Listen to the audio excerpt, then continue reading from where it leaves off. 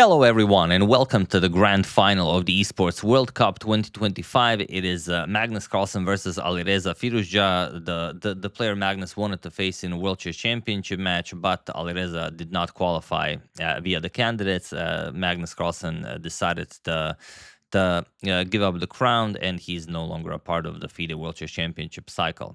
He wanted to face a younger player, someone who represents the new generation.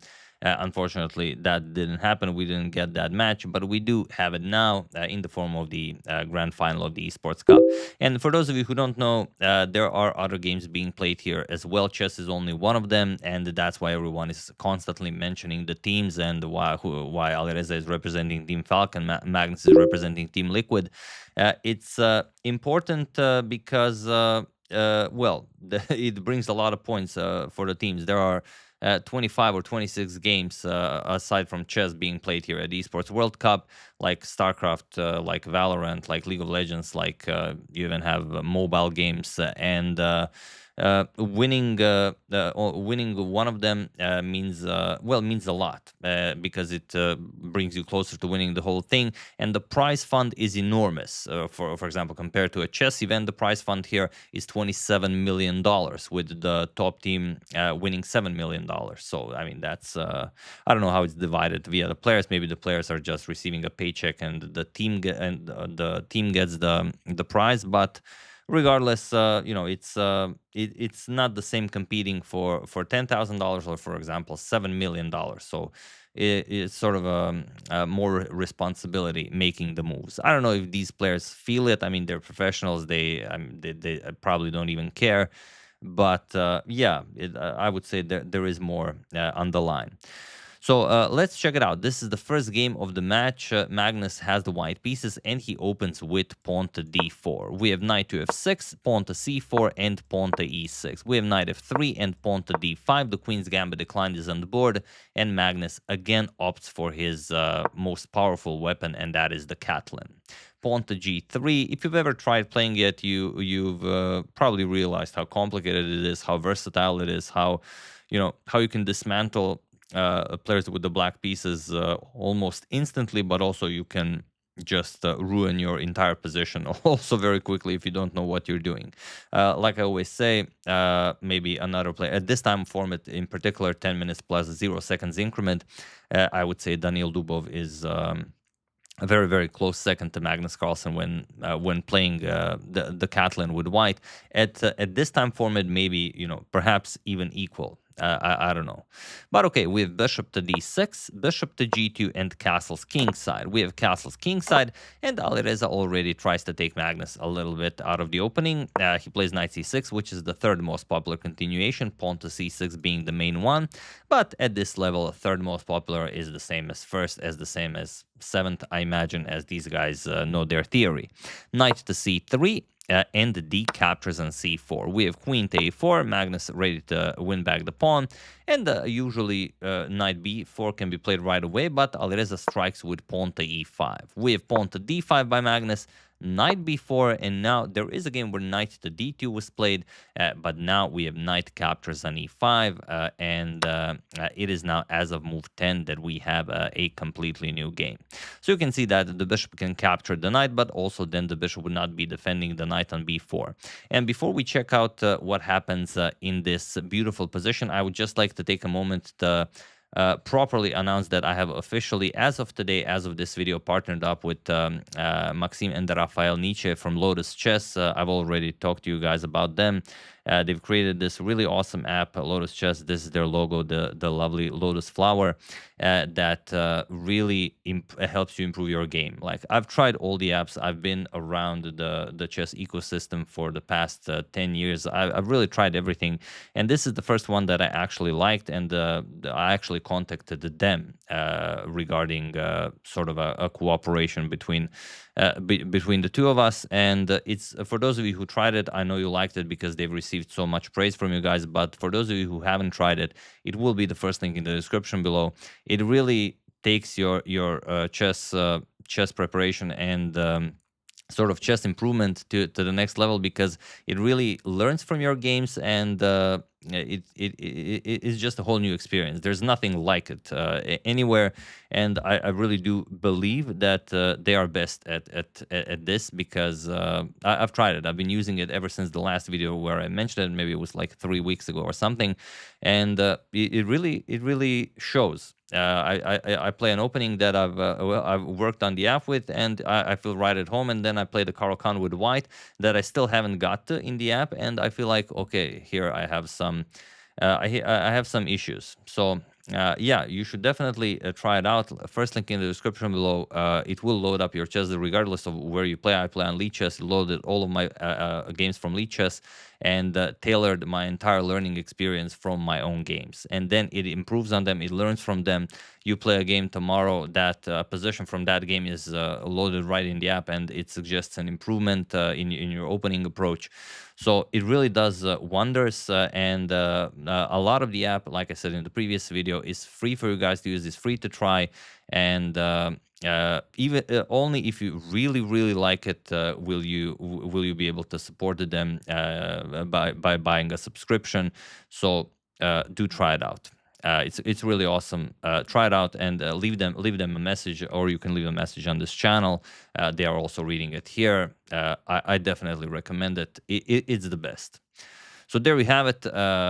A little bit about Lotus Chess, and we will talk about it more. I also invited them to join me for a tournament on Lichess. We're going to organize a tournament, and then you guys will be able to ask them any question you want in person, and they will reply to everyone in the comments. So very excited for that as well.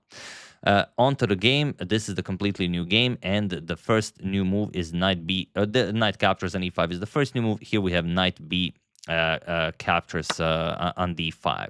Okay, so black wins the pawn back. We have knight captures on c4 and knight captures on c3. We have b captures on c3 and bishop to c5. So okay, both can be very happy with their position. Magnus has 3 pawn islands, Alireza has 2 pawn islands, but Magnus does have the Catalan bishop, which is incredibly powerful. We have bishop to e3. Magnus offers a trade of dark square bishops, and Alireza says, okay, sure. Queen to e7, let's trade, but on my terms. Rook a to b1 and pawn to c6. We have bishop captures on c5, queen captures, and now queen to b4. Magnus offering a queen trade. If Alireza accepts, then Magnus will also fix his pawn structure. Alireza does not want to go into an endgame. He wants to go after Magnus's king. Now the bishop is coming into the game. The knight may be coming to g4. Could be incredibly unpleasant. We have bishop to f3. And the bishop to g4. We have a trade, but not right away. Queen captures on b7. Bishop captures on f3. We have e captures on f3 and queen captures on f3. Knight to e5 attacking the queen and the c6 pawn, and queen captures on c3. We have knight captures on c6, and what do you play here? Certainly not what Alireza played.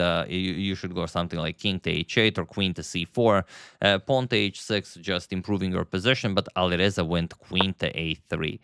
He attacked on a2, he defended on a7, but he also blundered the game. And this is not an easy blunder to exploit. You really have to think deeply about what happened. So have at it. Feel free to pause the video and find the only winning move while I give you a couple of seconds.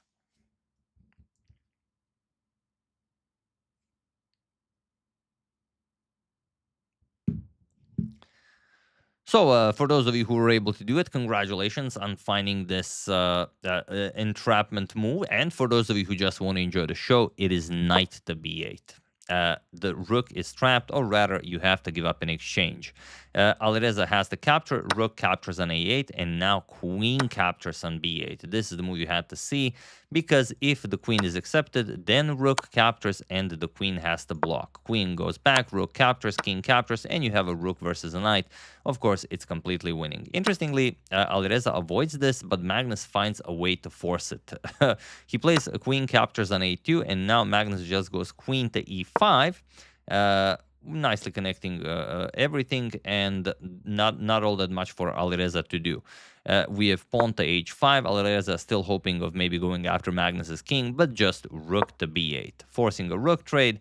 We have rook captures on b8, queen captures on b8 with check, king h7, and now the simplest way to force matters, queen to b1 with with check. And that's pretty much it. Now we have the exact same endgame. Yes, okay, Alireza won the a2 pawn, but Magnus will win the a7 pawn fairly quickly. Queen captures on b1, rook captures on b1, and pawn to g6. We have rook to a1 and king to g7. We have rook captures on a7, knight to e4, and king to g2. We have knight to g5, rook to a5, putting pressure on the knight, and knight to e4. We have king to f3, knight to f6, and now pawn to h3, just improving the position a little bit. Alireza knows this is as good as lost, but he still has to try. Knight d7, king to e4, we have king to f6, and rook to a6 with check. We get to see the perhaps the greatest endgame player ever on how to win this endgame.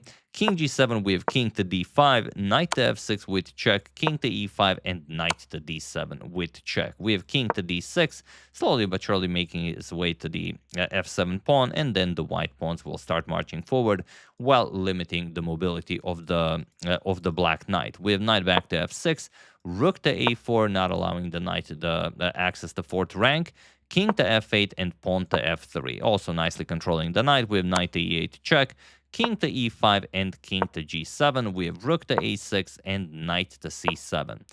Rook to c6, attacking the knight. We have knight to e8 and pawn to f4. And he was in this position on move 45 that Alireza Firouzja resigned the game, as there is nothing more to be done here. One fun way you could win this is you could even trade rook for knight. If black is, for example, persistent in just moving the king back and forth, you can go rook to c8, you can pin the knight.